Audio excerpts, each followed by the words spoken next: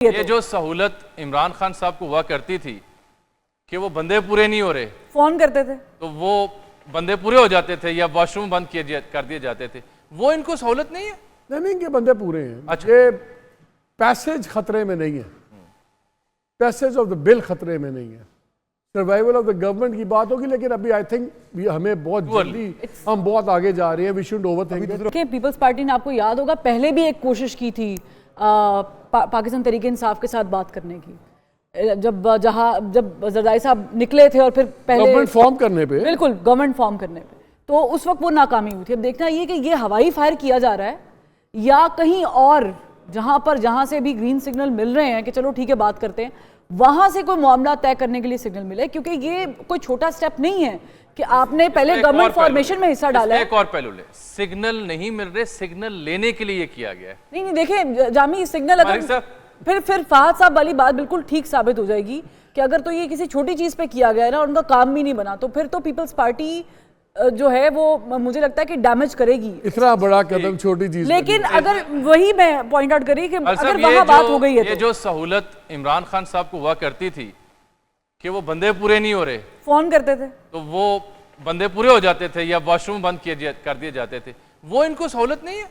नहीं, इनके बंदे पूरे हैं। अच्छा। ये पैसेज खतरे में नहीं है, पैसेज ऑफ द बिल खतरे में नहीं है, सर्वाइवल ऑफ द गवर्नमेंट की बात होगी। लेकिन अभी आई थिंक हमें बहुत जल्दी, हम बहुत आगे जा रहे हैं। We should over. लेकिन उसके अंदर इन्होंने एक चीज की है कि 83% के अंदर हम उन प्रोजेक्ट्स को करेंगे जो 80% प्लस है। इशू ये है, जब 19% को भी आप करते हैं, आप उसमें मोबिलाइजेशन अगर 10% भी डालते हैं, we are talking multiple of billions. ये किस खाते में? बिल्कुल बिकॉज पीएसडीपी के बाद, पीएसडीपी के फंड्स में से भी ये एमएनए के वो जाते हैं फंड्स, बिल्कुल, फिर प्रोविंशियल असेंबली के एमपीएस को जाते हैं, वो 70, 80, 100 अरब के करीब तो एमएनएस का बन जाता है, 200-250 बन जाता है एमपीएस का। अब ये बेसिकली इतना बड़ा जो पीएसडीपी रखा हुआ है, इसको इतना इनोसेंट ना समझें कि यार ये तो यूटिलाइज नहीं होगा। ये है जो एमएनएस और एमपीएस की डायरेक्ट रिश्वत है। जी बिल्कुल मालिक साहब, इतने 100 बिलियन आपको मिल रहा है, ये खर्च दें, बाप का माल है। और दूसरी तरफ तो हर बंदे को रगड़ दें आप 1-1 बिलियन के लिए, 2-2 बिलियन के। सो this PSDP, a large PSDP, double PSDP, आपकी बात बिल्कुल ठीक थी। जब 750 था तो 450 कुछ इस्तेमाल हुआ था, बट जो फंड्स थे ना एमएनएस के और एमपीएस के, वो सारे एग्जॉस्ट हुए थे। So this PSDP increment is actually to pay off your MNAs and MPAs at the cost of the public exchequer. जी बिल्कुल मालिक साहब, यहाँ पे एक ब्रेक लेनी है। जैसे आप better off without such a large PSDP as well. Criminal है, ये क्रिमिनल है। और हम बहस कर रहे हैं बजट के चीदा नुकात के ऊपर, वो जो कि आवाम से ताल्लुक़ रखते हैं।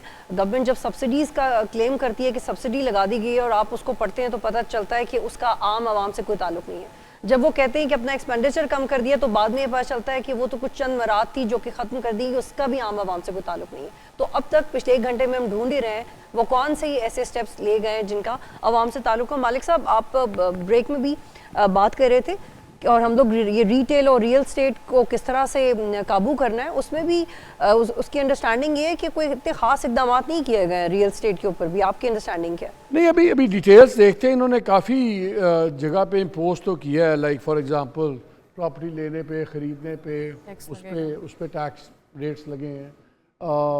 अगेन प्लॉट के ऊपर या प्रॉपर्टी के ऊपर उसकी भी चीज़ें आ गई हैं। आई थिंक इसका डैम्पनिंग इफेक्ट तो होगा और ये उनका ख्याल ये है कि स्पेकुलेशन रुकेगी। सो मैं वही अभी जरा ठीक है मैं चाह रही थी क्योंकि इससे पहले हम रिटेलर्स की बात करते थे, कल हमने बड़ी तफसीलन इस पे बात भी की थी। अभी जो इन्होंने ज़ाहिर है कि स्लैब सिस्टम में ये 2.25 किया है और पहले हमें, जैसे कि कल नई मीर साहब भी बता रहे थे कि हमारा मैक्सिमम 1.15 समथिंग जाता है। तो ये क्या डिफरेंस क्या पड़ा है इसमें? जो कल बात हो रही थी वो हो रही थी इनकम टैक्स की। ये जो 2.25 है ये विदहोल्डिंग टैक्स है। There 2 different categories. जो विदहोल्डिंग टैक्स है वो आपने जो चीज़ खरीदी है, बेची है, उसकी प्राइस में होती है। इनकम टैक्स वो होती है कि जो आपने नफ़ा करा है उसके ऊपर। तो दीज आर 2 डिफरेंट थिंग्स, जो इनकम टैक्स है और जो विदहोल्डिंग टैक्स है। इनने देखिए मेरे हिसाब से रिटेलर्स पे टैक्स लगाने की कोशिश हुकूमत सालों से कर रही है। ये मेरे ख्याल से कोई 4था 5वां बजट होगा जब हम बात कर रहे हैं कि यार रिटेलर्स में कुछ करना चाहिए।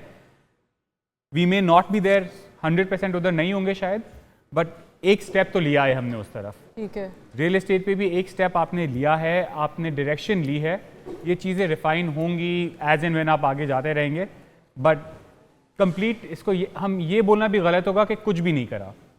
शायद जितनी एक्सपेक्टेशंस थी 100% तक वहाँ नहीं पहुँचे, बट आपने डायरेक्शन वो पकड़ा है। अभी भी बहुत सारी जगहें हैं जहाँ पे आपको टैक्स कर देना चाहिए था। लार्ज फार्म होल्डिंग्स पे अभी भी टैक्स नहीं है। एग्रीकल्चर का अभी तक क्लियरिटी पूरी नहीं आई है, क्योंकि सब अभी तक बजट देख रहे हैं कि उनको किस तरह टैक्स नेट में लाया है, बट आहिस्ता आहिस्ता ये हो रहा है। ये मेरे हिसाब से जो 2 स्टेप्स हैं, रियल एस्टेट और रिटेल, दोनों की तरफ step in the right direction है। ये स्टेप लेने से क्या वो जो हम एक अरसे से बात कर रहे हैं कि नॉन फाइलर रिटेलर्स को हम कन्वर्ट करना चाह रहे हैं या अट्रैक्ट करना उसमें कोई कामयाबी आपको लगती है? ये पहला स्टेप है, इसका इफेक्ट आएगा। देखिए, economy and taxation is not a precise science. ये ओवरनाइट तो हो नहीं सकता। मैंने ये करा है और ये उसका वही रिस्पॉन्स आए।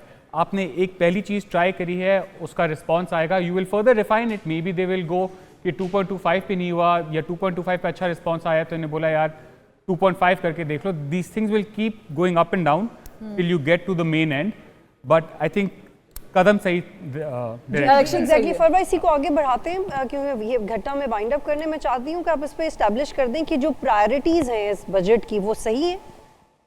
बिल्कुल सही है, क्योंकि आप हमारी पहली प्रायोरिटी थी कि IMF हमारे साथ ऑन बोर्ड रहे, इसके अलावा और कोई चारा नहीं था। कल फाइनेंस मिनिस्टर ने भी बोला था कि plan A, plan B, plan C सब IMF है, we don't have another plan.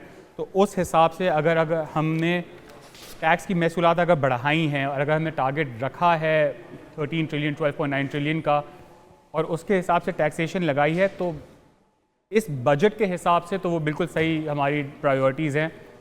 ये बजट इन्फ्लेशनरी होगा, ज़रा सा आवाम पे बोझ और आएगा, बट जो ग्रेटर गुड है कि IMF का प्रोग्राम हमारे साथ हो जाएगा और हम आगे जाके नहीं फंसेंगे, उसके हिसाब से I think we are in. लेकिन आज एक बड़ा इंटरेस्टिंग फ्रेज यूज किया है फाइनेंस मिनिस्टर ने। उन्होंने कहा कि हम सूबों के साथ बैठेंगे और एक नेशनल फिस्कल पैक करेंगे। Exactly, that is a very interesting thing, because देखना ये है कि क्या ये नेशनल फिस्कल पैक जो है ये कोई round abound, will it be something to go around, जो बात होती थी फाइनेंस कमीशन की कतगन है, जिसपे मिफ्ता साहब भी चीखते थे, रावलपिंडी से बड़ा स्ट्रॉन्ग इस पे था कि जो आपका अवार्ड है ये जब तक NFC नहीं चेंज होगा इकॉनमी नहीं चल सकती, जो सूबों में और इसमें वो चीज़ें हैं। बजट से पहले हम सुन रहे थे बात कि जी शायद इजाज़त मिल जाए सूबों को कि अपना डेट रेज करें डायरेक्टली इंटरनेशनली। इंडिया में स्टेट्स कैन डू दैट कि आप अपना डेट रेज करें अपने प्रोजेक्ट। अब मैं अब देख रहा था कि इसके अंदर इन्होंने टेंस ऑफ बिलियंस लगाए हैं जो प्रोविंशियल प्रोजेक्ट्स के लिए हैं। हमने K4 में ये करना है, कराची में ये करना है, इंफ्रास्ट्रक्चर वहाँ करना है। आपने क्यों करना है? फेडरल गवर्नमेंट ने, आपके पास जहर खाने के पैसे नहीं हैं, सूबों के पास पहले ही सरप्लस फंड्स हैं। तो भाई आप फेडरल गवर्नमेंट के काम करें ना, आप उनमें क्यों चीज़ों में मामे क्यों बन रहे हैं? हमें जो ये है ना कॉन्सेप्ट चौधरी बनने का शौक, उससे हम बाज नहीं आते। मुझे जो सीरियस बजट से प्रॉब्लम ये आ रही है कि जो ओवरलैपिंग ऑफ अथॉरिटी थी सूबाई मामलात में, सूबाई मामलात में जहाँ फेडरल गवर्नमेंट घुस रही है वो अभी भी वही है। एग्जैक्टली जो रिस्पॉन्सिबिलिटीज आप एक तरफ कहते हैं देखें जी, कंप्लेन करते हैं सारे फेडरल गवर्नमेंट वाले, सूबों ने इतने पैसे नहीं खर्चे, रेवेन्यू इकट्ठे किए जितने उन्होंने खर्च दिए, लेकिन उसके बावजूद हम और पैसे खर्चने जा रहे हैं सूबों में। अगर डिवॉल्व हो गए हैं subjects, let them take care of that. आपका काम नहीं है पिंक बसें जाके चलाएं आप कराची में या पिंक बसें आप चलाएं कोयटा में। बिल्कुल प्रोविंशियल गवर्नमेंट का काम है। बिल्कुल। और ये मालिक साहब, अब जब आप बजट देखते हैं, आप इनके साथ फिगर्स देखें ना, यहाँ डेफिसिट, इतना डेफिसिट, आपके पास पेंशन देने के भी पैसे नहीं है। बिल्कुल, एवरीथिंग इज बोरोड। बिल्कुल। और आप जाके सूबाई प्रोजेक्ट्स में घुस रहे हैं। मुझे ये जरा प्लानिंग जस्टिफाई मेरी समझ से बाहर है जी। और जामिया हमने सिंध में तो इसकी 12 मिसालें देखी हैं कि वफाक ने वादा किया और फिर उसके पैसे नहीं दिए हों, चाहे वो 11,000 अरब का पैकेज जो इमरान खान के दौर में या जिसकी निशानदेही मालिक साहब करें। तो what's your sense out of it, ये जो पिछले 1 घंटे में हमने डिस्कस किया है? मेरा ख्याल है एक बड़ी इंपॉर्टेंट शेयर रहेगी जो अगले घंटे में उस पर डिस्कशन करेंगे कि तालीम और सेहत के लिए क्या किया आपने, क्या वो अल्लाह के सुपुर्द कर दिए? वो प्रोविंशियल सब्जेक्ट क्या किया आपने, क्या गाइडलाइन दी? और दूसरा ये जो directorate of national targeting centre है, NTC, ये क्या कहानी है? ब्रेक ले लें, उसके बाद बात करते हैं इसमें। अभी we don't have to take a break, we have to stay. अच्छा, मैं ब्रेक को टाइम हो रहा है, जी जी, 2-3 सिर्फ इंटरेस्टिंग लिटिल बिल्कुल, टिडबिट्स मैं आपके सामने रखता हूँ। पहली बात तो ये कि बाय द वे जो कार ओनर्स हैं उनके लिए ये मज़ेदार खबर है कि इलेक्ट्रिक व्हीकल्स भी महंगी होने जा रही हैं। ऐसे ही है ना सर, क्योंकि उनका व्हाट्सएप और एक्चुअली